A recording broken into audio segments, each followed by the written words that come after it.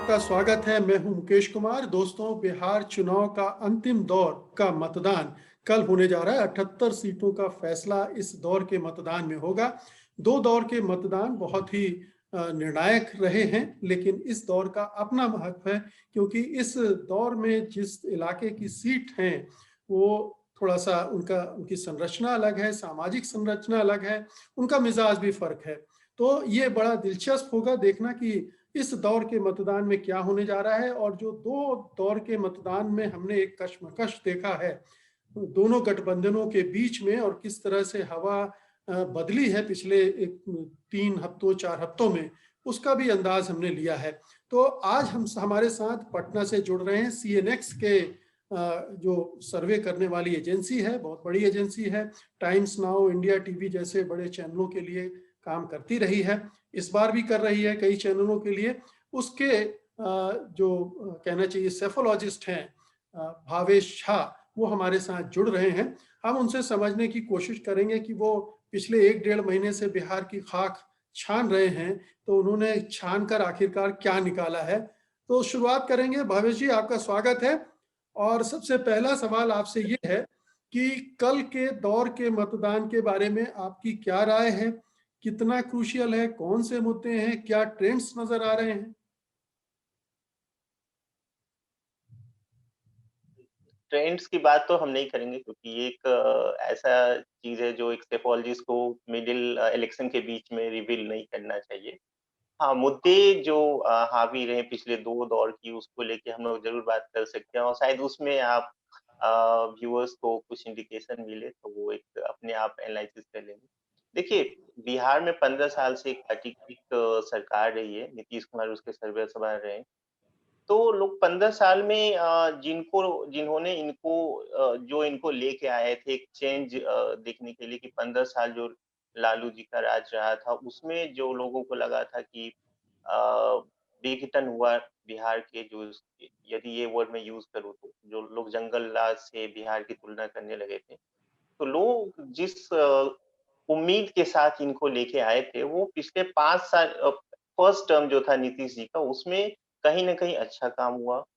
और पिछले 2 टर्म में कहीं न कहीं बिहार एक फिर से राजनीति की तरफ, राजनीति फर्स्ट सेकंड अब 2010 से 2015 का देखें तो उनकी एक महत्वाकांक्षा ये थी कि वो पीएम मटेरियल है, और इस वजह से वो जो उनका मूल एक अलायंस जो था एनडीए के साथ, बीजेपी के साथ, उसको छोड़ के फिर वो आरजेडी के साथ तो चले गए। आप ये फिर कहना उसका चाह एक रहे हैं कि अब नीतीश के प्रति उतना उत्साह नहीं है लोगों में? पिछले 2 टर्म में जो उन्होंने काम नहीं किए या जो किए हैं उनसे असंतोष है, और वो दिख रहा है। तो एक ट्रेंड तो ये हम लोग भी देख रहे हैं यहाँ 2 से चीज़ कि नीतीश। मैं ये चीज़ क्लियर कर रहा था। देखिए, जी। पिछले 15 साल में देखिए सरकार बदलने के लिए 2 चीज़ चाहिए होता है। एक तो लोगों का गुस्सा हो, लोगों का सरकार के प्रति गुस्सा हो, और वो ईवीएम में दिखना चाहिए। तो लोग नाराज़ ज़रूर हैं, अब वो ईवीएम में दिख रहा है या नहीं दिख रहा है, वो आपको कल पता चल जाएगा। जी, तो दो दौर लोग के नाराज़ हैं, मतदान में इसमें कोई दो दौर के जो मतदान हुए हैं उनमें तो हम लोगों ने देखा है कि वो गुस्सा उस तरह से न दिखा हो, लेकिन एक जो बदलाव की चाह है मतदाताओं में, वो उनको फोर्स कर रही है इस सत्तारूढ़ बिल्कुल, गठबंधन के। बदलाव की चाह है। बहुत सारे मुद्दे हैं जिसमें आपको देखना होगा। 15 साल से लोग यही सोचे कि बिहार को जो बदलाव होना चाहिए था वो नहीं हुआ। तो उस बदलाव की चाह तो है, लेकिन एक होता है ना कि जो वोटर में जो गुस्सा है वो ईवीएम में कैद होना चाहिए। वो हो रहा है या नहीं हो रहा है, वो उसको थोड़ा डिटेल में देखना होगा, जो कल ही पता चल जाएगा। क्या आपने ये भी पकड़ा है कि बदलाव की चाह किसी तरह से तेजस्वी यादव के साथ जुड़ गई है? वही एक परिवर्तन के सूत्रधार दिख रहे हैं। देखिए, इसमें तो कोई दो राय नहीं कि बिहार में यदि कोई भी सरकार बनेगी तो एक या तो नीतीश कुमार की अगुवाई में या तेजस्वी के, तीसरा कोई और अलायंस या ऐसा कुछ नहीं है जिसके वो यदि बदलाव दिखे तो ऑब्वियसली तेजस्वी जी को ही फायदा होगा। और उसकी सबसे कई वजह है। एक तो तेजस्वी का जो कैंपेन रहा है वो एक पॉजिटिव वे में रहा है। कई बार आपने याद किया होगा कि पिछले 2015 में या 2010 में जो कैंपेन हुआ था, मैं ये नहीं कह रहा 2010 का अलग कॉम्बिनेशन था, 2015 का अलग था, लेकिन एक जो कैंपेन हुआ था वो एंटी गवर्नमेंट ज़रूर हुआ था, लेकिन एक होता है ना कि आप आएँगे तो क्या करेंगे? है ना? सरकार बदलने के लिए दोनों चीज़ ज़रूरी होता है कि आप गवर्नमेंट के खिलाफ भी बोले, लेकिन ये ज़रूर बताना हो कि आप आएँगे तो क्या करेंगे? हाँ, तो तेजस्वी ने एक रोड मैप ज़रूर दिया है कि आएँगे तो उन्होंने सबसे पहला जो बड़ा वादा किया कि हम आएँगे तो 10 लाख जॉब देंगे। तो वो एक इसका एक बहुत पॉजिटिव असर दिख रहा है। इसका बड़ा असर है और ये खासकर जो यो फर्स्ट टाइम वोटर जो इसमें अच्छा खासा इम्पैक्ट है। तो तो एक यदि बदलाव सेफोलॉजिस्ट है के तौर पे जब आप देखते हैं इस इलेक्शन को, तो आपको एक चीज तो नीतीश के खिलाफ असंतोष दिखता है, दूसरा राज्य सरकार के खिलाफ असंतोष दिखता है, तीसरा बदलाव की चाह दिखती है, चौथा बदलाव की चाह तेजस्वी यादव से जुड़ रही है। अब सवाल यह है कि ये चाह कितनी प्रबल है, कितना लोगों में असंतोष किस पैमाने पर है। तो एक सेफोलॉजिस्ट के तौर पर अगर आप देखते हैं, तो उसको कैसे मेजर करके हमारे दर्शकों को बताएंगे आप? कि सरकार बदलने के लिए या कोई भी सरकार बनने के लिए बहुत सारे परमुटेशन कॉम्बिनेशन होता है। जैसे कि मैंने आपको कहा कि एक कैंपेन ज़रूर नीतीश के खिलाफ नाराज़गी ज़रूर है। गुस्सा भी है, उसको गुस्सा भी कह सकते हैं कि 15 साल में आप देखिए सबसे बड़ी बात है कि कोई भी सरकार यदि 15 साल के बाद यदि एक विज़न डॉक्यूमेंट या कोई अपना ये बताए कि मैं अगले 5 साल में ये करूँगा, तो ये सबसे हास्यास्पद बात है।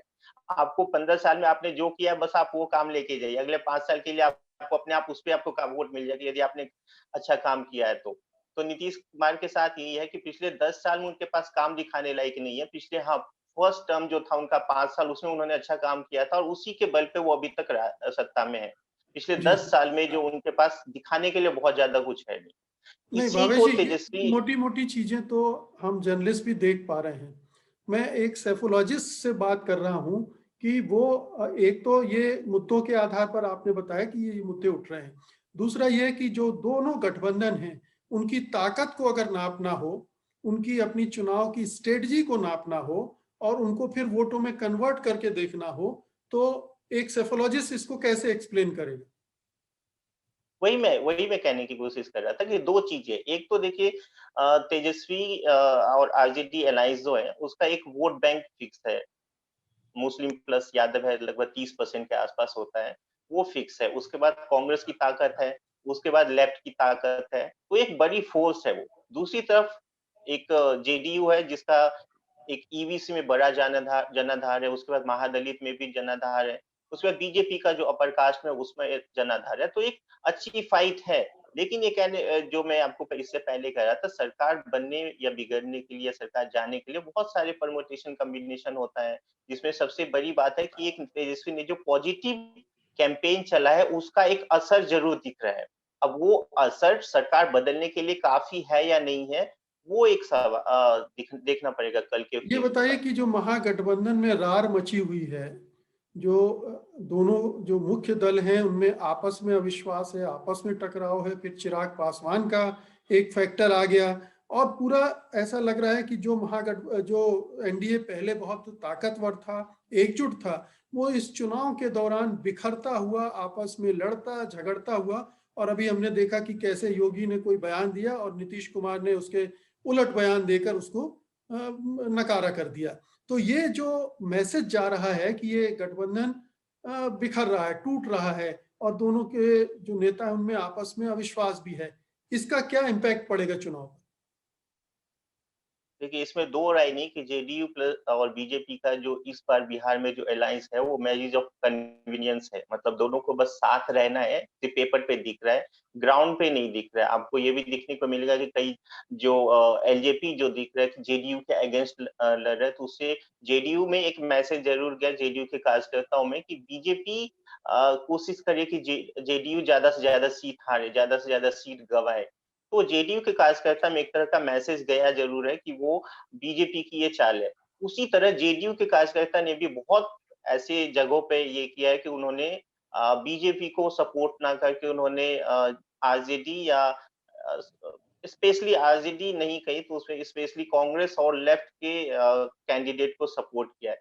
तो दोनों तरफ से एक होता है गठबंधन में गठबंधन, एक तो उन्होंने ऐसा मैं पहली बार देख रहा हूँ इस तरह का गठबंधन कि 2 पार्टियों का गठबंधन है, उसके बाद उसमें भी 2 पार्टी का 2 अलग-अलग गठबंधन है। जेडीयू का हम पार्टी के साथ गठबंधन है और बीजेपी का वीआईपी के साथ गठबंधन है और फिर बीजेपी का जेडीयू के साथ गठबंधन है। तो इसमें है कि दोनों अपने एक दूसरे की टांग खींचने की कोशिश जरूर कर रहे हैं। तो एक आप सही कह रहे हैं कि भगदड़ भगदड़ की स्थिति ना भी कहें, लेकिन एक तरह की एक दूसरे को टांग खींचने की जरूर कोशिश हो रही है। इसमें अंततः दोनों का ही नुकसान होगा। इसका इम्पैक्ट कितना कितने परसेंट पड़ सकता है मोटे तौर पर इस चुनाव पर? ये जो गठबंधन में दरार है, तकरार है, वो कितने पैमाने पर नुकसान कर सकती है एनडीए को? देखिए पिछले 2015 विधानसभा में देखें तो लगभग 80 सीट ऐसी थी जिसमें जीत का मार्जिन लगभग 10,000 से नीचे था। अब इसमें यदि 5 से 10,000 वोट भी यदि अ, एलजेपी के वजह से जेडीयू को नुकसान होता है, या यूँ कहें कि जेडीयू के जो कार्यकर्ता बीजेपी की इस टैक्टिस से कि वो एलजेपी को आगे करके जेडीयू का नुकसान करे, वो 5 से 10,000 वोट भी यदि किसी और को चले जाते, कांग्रेस या फिर लेफ्ट को या आरजेडी को, तो 5 से 10,000 वो सीटें जो लगभग हर इलेक्शन में, पिछला ही नहीं लगभग हर इलेक्शन में 70 से 80 सीटें ऐसी होती है जो बहुत कम मार्जिन से जीते जाते हैं, बहुत कम मार्जिन से वहाँ पे डिसाइड होता है। तो उन सीटों पे ज़रूर इनको काफ़ी न नुकसान होगा। तो ये माने कि जेडीयू को तो बहुत नुकसान होने जा रहा है, बीजेपी को भी नुकसान होगा क्या कहीं? बिल्कुल होगा, वही देखने की बात है। ये जो टैक्टिकल जो मैं पहली बार शायद मैं इससे पहले किसी भी शो में बोला नहीं हूँ, लेकिन ये कई सीटों पे ये देखने को ज़रूर मिला है कि जो जेडीयू के कार्यकर्ता में ये जो मैसेज गया कि ये बीजेपी का चिराग को आगे बढ़ाने का बीजेपी का टैक्टिक्स है, तो उसी तरह जेडीयू के कार्यकर्ता ने लेफ्ट और कांग्रेस को सपोर्ट करके बीजेपी को नुकसान ज़रूर पहुँचाने की कोशिश की। ये जो तीसरा गठबंधन है जिसमें ओवैसी है, आरएलएसपी है, कुशवाहा वगैरह हैं, इसका क्या किसको नुकसान होगा, क्या इम्पैक्ट होगा, क्या इस किसकी कुछ गेन करेगा ये भी? सीटों के मामले में तो कोई बड़ा इम्पैक्ट दिख नहीं रहा है, लेकिन इनकी यदि आप कैंडिडेट लिस्ट देखेंगे तो मैक्सिमम जो खासकर वो कुशवाहा की जो पार्टी है, इसमें आप ज़्यादातर जो कैंडिडेट इनका देखेंगे तो वो जो फॉरवर्ड क्लास के जो कैंडिडेट है वो हैं, तो वो कहीं न कहीं ये बीजेपी को ही नुकसान हो रहा है। दूसरा, कुशवाहा जिस वोट बैंक को क्लेम करते हैं, वो नीतीश कुमार के पास है। ठीक है? तो ये जितने भी कैंडिडेट देंगे वो कहीं न कहीं एनडीए को नुकसान है। अब ओवैसी की जहाँ तक बात है कि ओवैसी भी इनके साथ है, तो ओवैसी का जनाधार ज़रूर है, पिछले लोकसभा में और एक बाय इलेक्शन हुआ था उसमें दिखा ज़रूर था जनाधार। लेकिन जब असेंबली की बात होती है तो लोग शायद उनको उस लेवल पे ना लें, और जो मुस्लिम जिस वोट बैंक को वो दावा करते हैं वो इंटैक्ट है आरजेडी के पास, मुस्लिम और यादव इंटैक्ट है। तो वो मुस्लिम में बहुत बड़ा सेंध नहीं लगा सकते। तो जो थर्ड फ्रंट की बात हो रही है, देखिए बिहार में अभी जो कुछ भी होगा, या तो नीतीश कुमार की सरकार बनेगी या फिर तेजस्वी की सरकार बनेगी। उसमें कोई तीसरा फ्रंट सीटों के मामले में बहुत ज़्यादा कुछ नहीं कर सकती। हाँ, कुछ सीटों पे जहाँ-जहाँ जीतों का मार्जिन, जैसे मैंने आपको कहा 70 से 80 सीटें ऐसी ज़रूर है जहाँ पे मार्जिन लगभग 10,000 के आस-पास रहने वाला है। उन सीटों पे जो इन्होंने कैंडिडेट दिया उससे ज़रूर नुकसान होगा, और खासकर ज़्यादा से ज़्यादा सीटों पे बीजेपी प्लस को नुकसान। तो अब ये बताइए कि ये जो आखिरी दौर का मतदान है और इसमें हमने देखा कि जो चुनाव प्रचार हुआ है, बहुत सारे कम्युनल इशू उठाए गए हैं। लव जिहाद भी आ गया, एनआरसी भी आ गया, पुलवामा से लेकर बहुत सारे इश्यूज एकदम से उठा दिए गए। तो जाहिर है कि जो सीमांचल की 24 सीटें उनको ध्यान में रखकर ज्यादा इस तरह के इश्यूज उठाए, और दूसरा बीजेपी को लग रहा है कि उसके हाथ से बाजी जा रही है और यही एक मुद्दा है जिससे वो पोलराइज कर सकती है, तो उसने इसको उठाया। तो ये क्या चुनाव में जो अभी तक हम लोग ट्रेंड देख रहे थे पिछले 2 दौर तक, इसमें क्या बदलाव लाएगा, या बहुत देर हो चुकी है इसके लिए? देखिए यदि आपके पास ऑटोमेटिक ये डिसाइडिंग है, आप चुनाव के बीच में इस तरह के मुद्दे उठा के कुछ वोट बैंक में कोई इजाफा नहीं कर सकते। हाँ, ये ज़रूर आपके कैंपेन को दर्शाता है कि आपका कैंपेन बहुत ही क्लूलेस है। आप शुरू में कुछ और मुद्दे उठा रहे थे, बीच में कुछ और मुद्दे उठा रहे थे, जबकि आप नीतीश कुमार जी का कल का बयान देखें तो उन्होंने एक सिम्पैथी गेन करने के लिए बताया कि ये मेरा आखिरी चुनाव है। तो ये दिखाता है कि कहीं न कहीं अंदर से एक डरे हुए हैं, तो अलग-अलग दिन में कुछ न कुछ इश्यूज़ उठाते हैं, कुछ अलग ही शगुफ़ा छोड़ देते हैं। तो ये क्लूलेस है, कैंपेन क्लूलेस दिख रहा है एनडीए की तरफ से। तो अंत में मैं आप आंकड़े मत दीजिए, आपके मैं समझ रहा हूँ कि वो ट्रेड सीक्रेट है और आप एग्जिट पोल कर रहे हैं, तो कल अपने आंकड़े आप शेयर करेंगे। लेकिन ये बताइए कि क्या जो लहर दिख रही है वो इतनी मजबूत है कि तेजस्वी को सत्ता तक पहुंचा सकती है? देखिए, लहर है, सुनामी है या फिर क्लोज़ फाइट है, इस बारे में रिवील करना मेरे लिए संभव नहीं है। बट जो मैंने आपको कहा कि बदलाव की चाह ज़रूर है। उसमें तेजस्वी एक फेस ज़रूर है, पर दूसरी तरफ ये भी हमें नहीं बदलाव की भूलना चाह चाहिए। बदलाव की चाह तीव्र है, मध्यम है कि बिल्कुल नीचे स्तर की है? क्या आपने क्या पल्स क्या देखी? देखिए, फर्स्ट टाइम वोटर में तो एक ऑलमोस्ट मानिए कि 60 70-30 का रेशियो है फर्स्ट टाइम वोटर में, ठीक है? वो अक्रॉस द कास्ट लाइन है, उसमें आप ये नहीं कहेंगे कि जो इनके जो कास्ट है वही है। हाँ, सिर्फ यादव मुस्लिम में नहीं है, ऑलमोस्ट सभी में है। तो बदलाव की चाह तो है, लेकिन हमें ये भी नहीं भूलना चाहिए कि एक खराब से खराब स्थिति में भी जेडीयू के पास 15% वोट बैंक रहा और बीजेपी के पास लगभग 20% 22% के पास वोट बैंक रहा। तो एक मजबूत स्थिति में मजबूत गठबंधन कहेंगे उनके पास भी है। खासकर मांझी और वीआईपी के बाद मिलने के पास 5% का एक्स्ट्रा वोट बैंक भी उनके पास है। तो एक मजबूत गठबंधन वहाँ भी है। इधर बदलाव की चाह ज़रूर है। फर्स्ट टाइम वोटर में नाराज़गी ज़रूर है। इन्होंने जो 10 लाख जॉब्स को लेके जो बात किया, तो एक उत्साह ज़रूर है, तेजस्वी के लिए ये अच्छी बात है। अब रिज़ल्ट फाइनली क्या होगा उसकी बात तो हम लोग या तो क्या कल जातीय सामने समीकरण में कुछ आपने बिखराव देखा है? बीजेपी, जेडीयू के जो जो उन्होंने सोशल इंजीनियरिंग करके अपने से जोड़ रखी थी, क्या उनमें भी कहीं क्षरण दे होता हुआ दिख रहे हैं? क्योंकि जब बदलाव की चाह पैदा होती है, निराशा पैदा होती है, तो वो जातीय जो गठबंधन होते हैं या जातीय जो समीकरण होते हैं, वो दरकने लगते हैं, छिटकने लगते हैं, चाहे बड़े पैमाने पर ना हो, लेकिन वोटर दूसरी तरफ जाने लगते हैं। वो हो रहा है क्या? इसके 2 पक्ष है। पहली बात तो नीतीश कुमार जो उन्होंने जो अपना एक वोट बैंक बनाया था, महादलित का बनाया था और उनकी जो एक पैठ है ईबीसी में है।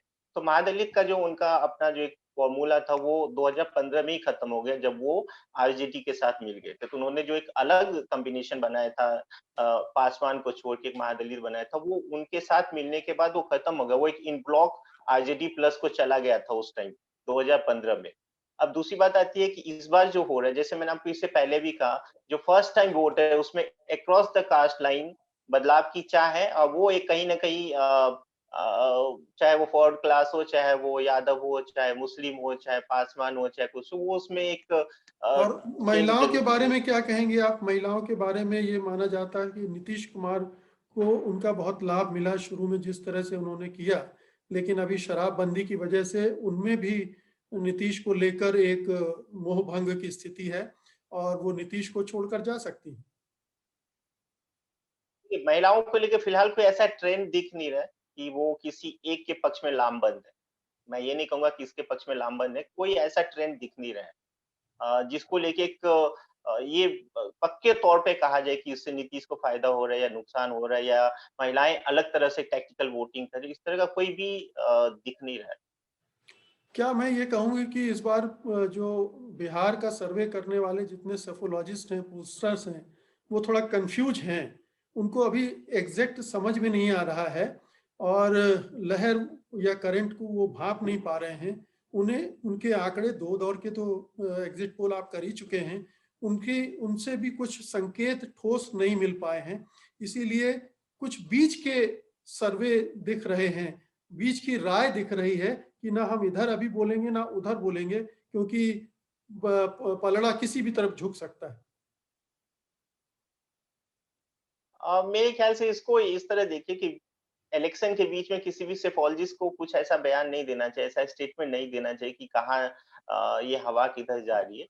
इस तरह आप देख सकते हैं। जहाँ तक कन्फ्यूज़न की बात है, कन्फ्यूज़न नहीं है। बिल्कुल क्लियर है कि कौन जीतने जा रहा है, कौन हार रहा है। पिछले विधानसभा पिछले जो बिहार विधानसभा हुआ था, उसमें भी हम लोगों ने सबसे अच्छा काम किया था। उस टाइम भी लोगों में यही कन्फ्यूज़न था कि बीजेपी जीत रही है या हार रही है। कई एजेंसी ने तो यहाँ तक प्रेडिक्ट कर दिया था कि बीजेपी जीत रही है वहाँ पे। वहाँ भी हम लोगों ने बहुत अच्छा काम किया, तो कन्फ्यूज़न कुछ भी नहीं है। हाँ, चुनाव के बीच में ऐसा हम लोग कभी भी नहीं करते। आप हमारा सोशल मीडिया हैंडल भी देखेंगे तो मैं एक वर्ड नहीं लिखता हूँ। इलेक्शन के बीच में मैं अपना सोशल मीडिया अकाउंट बिल्कुल बंद रखता हूँ ताकि कोई भी किसी को इंडिकेशन ना जाए। मैं अभी भी आपसे जो भी बात कर रहा हूँ उसमें मैंने ये ज़रूर कोशिश किया कि जो व्यूअर्स हैं उसको कोई इंडिकेशन ना जाए, ताकि एक जो हमारी अपनी जो ज़िम्मेदारी है उसको समझ सके। हाँ, लेकिन आपने इंडिकेशन तो दे दिए हैं, और एक नहीं कई इंडिकेशन दे दिए हैं आप। वो व्यूअर्स को डिसाइड करने दीजिए।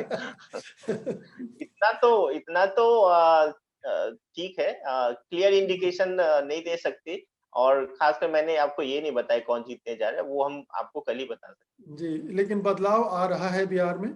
अब ये कितनी मैंने आपको ये कहा, मैंने बस आपको जोर-शोर ये से कहा कि आएगा। जो फर्स्ट टाइम वोटर्स है, मैंने जी, आपको ये कहा जो फर्स्ट टाइम वोटर्स है, उसमें बदलाव की चाह है। पर ये क्या उसकी उतनी तादाद है कि बदलाव बिल्कुल लेके आ जाए? दूसरी बात ये कि गुस्सा ज़रूर है, मैंने आपको ये कहा कि गुस्सा ज़रूर है, पर क्या वो वोट में तब्दील हो रहा है कि नहीं, ये मैंने आपको कहा है। अब जी। व्यूअर्स को डिसाइड करने दीजिए, क्या उसमें उनको एक इंडिकेशन दिख रहा है नहीं, कि नहीं? बिल्कुल वो डिसाइड करेंगे ही, लेकिन जो आपने रिकॉग्नाइज किए हैं इशू, वो बिल्कुल एनडीए के खिलाफ वाले इशू हैं। एनडीए के फेवरेबल कोई इशू नहीं है जिसकी वजह से वहां लोग जा सकते हैं। तो ये एक इंडिकेशन तो है ही, आप मत बोलिए। ये अर्थ तो मैं निकाल रहा हूं, और ये मेरा एक पत्रकार होने के नाते ये हक भी है और दायित्व भी बिल्कुल, है कि आप जो कह रहे हैं बिल्कुल। उसके अर्थ निकाल कर मैं अपने दर्शकों को दूं।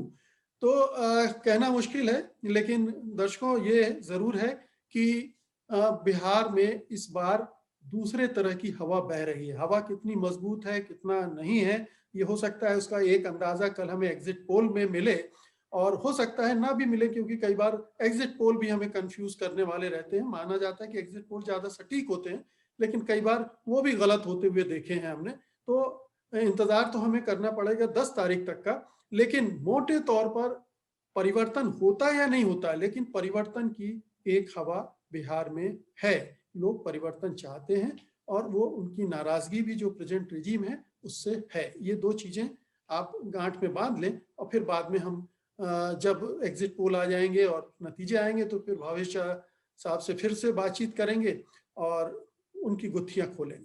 तो बहुत बहुत शुक्रिया भावेश, बहुत बहुत धन्यवाद धन्यवाद, हमसे जुड़ने के लिए। धन्यवाद।